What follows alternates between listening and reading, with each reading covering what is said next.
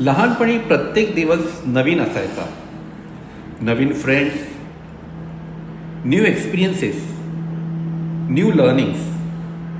पण जसं जसं वय वाढतं ना, आपण कम्फर्ट झोनमध्ये सेटल व्हायला लागतो आणि हळूहळू नवीन गोष्ट करण्यापेक्षा जुन्या गोष्टी रिपीट करत राहतो.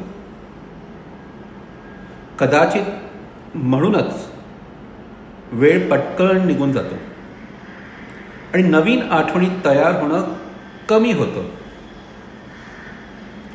Someone said it beautifully. Growing old is mandatory, but growing up is optional.